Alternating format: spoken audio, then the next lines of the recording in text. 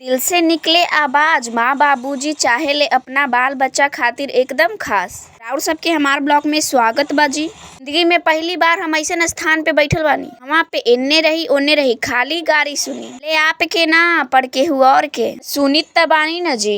पूरा चेहरा गांव के छोरी गोरी भौरी है हो तरहनी दीदी के छेका देखे चाचा के तिलक देखे के भी मिल गई। तो सजावट त बड़ी बढ़िया रहे जी। गाड़ी देवे खातिर खुशी डीजे वाला के बॉक्स भी। हाँ जी यहाँ पे सबसे गुस्सा वाला बात त ई हो जाला लड़की वाला के सब खड़ा करैले बा नइखे बा की जगह ना बा। जगह त पूरा बा। आधा तिलक खातिर आधा गाड़ी सुनावे खातिर हो। यार के शादी में ऐसन रीति रिवाज कहीं ना की बाटे एकदम बकवास। वहाँ पे मजा के साथ सजा भी बहुते रहेला। हाँ जी लड़का वाला के घर में बहुते कमी रहेला बिनु एगो लड़की वाला पूरा करेला जी। एगो लड़की वाला के माई बाबूजी कितना अमीर होवेला ना के साथे साथे दूसरा के भी घर बड़े के औकात रखेले।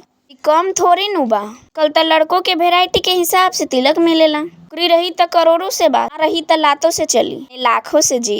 अरे थारी के तो छोड़ ही देहू मांगे में कोई मजबूरी ना रहेला जी। जब आप मांग करेनी लिखल नहीं रहेला कि हमके एकदम वेराइटी चाहिए ना कीमत में जो मिली सो में खुश रही नानू। वहाँ पे तो अलगे गर्दा गर्दी हो गइल बा। नाम बा ना दुसात के रीति रिवाज साय बिना सफल ना होवेला ही हो गइल रहे। आधा तिलक छोड़ के हम लोग चल गई नी खाए के खातिर। हंस की लेडी जानी जा जाई खाई से हम निपटतानी। हाँ जी त बड़का बात नहीं खे रहे वो गाड़ी के चाबी छूट गइल रहे खातिर गर्मा गर्मी पर निजे देखल ना उनकर दिहल सरियाम बेशर्मी के साथे साथे झारा झारी भी हो गई। ये बताई छोट मोट गलती के माफ करे के चाहे कि ना।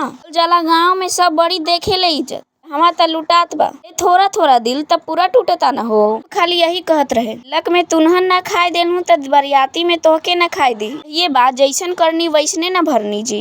ऐसे पहले सब्सक्राइब करी दूसरा वीडियो तैयार।